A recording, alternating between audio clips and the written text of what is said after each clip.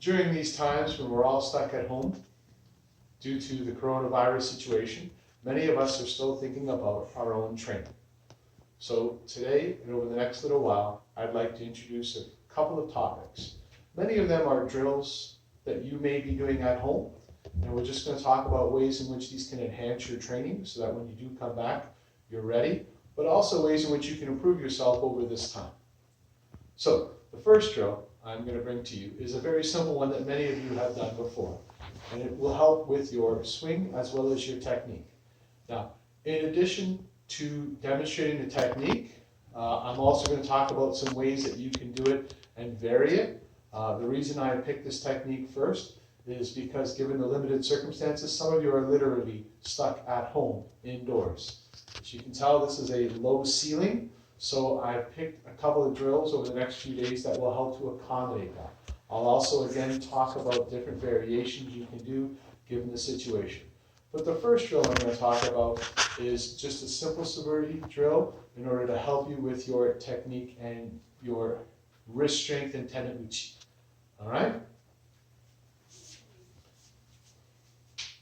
So what we're going to do is, if you have a partner, have them hold their shinai up, waist height, and you're going to come to proper kamae. Make sure that all your body posture is straight.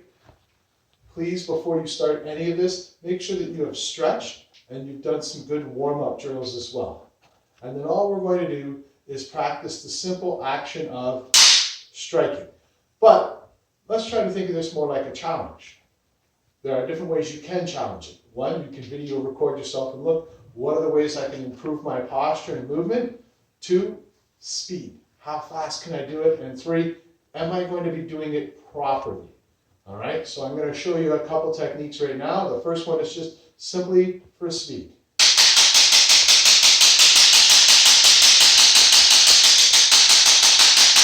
Now we can do this drill, but it's important that when we're doing it, we're not using our right hand to hit. That it's actually our left hand that's doing the hit, and the right hand is using tenouchi at the end just to make the snap. So think of it like a catapult. All right? But this brings it down at the end. So, in addition, we can add some variation by adding movement to it.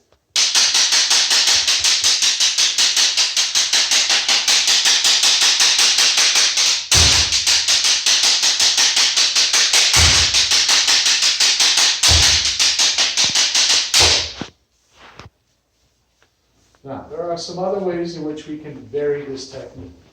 Again, you can do it for speed. You can try to see how many you do in a minute.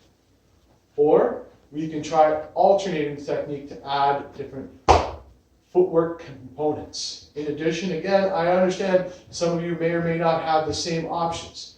So a couple of variations.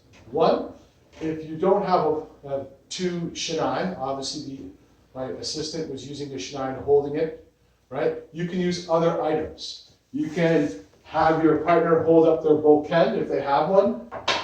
Maybe if there's a hard rubber object that you have, this is another bokken, or even just a broom handle or other wooden object that can take it. But also there's another variation, again, low ceilings, and that is if you don't have those options, and that is just a simple towel. You can take a towel, fold it up several times. All right, if you don't have a partner, you can use that towel as your partner.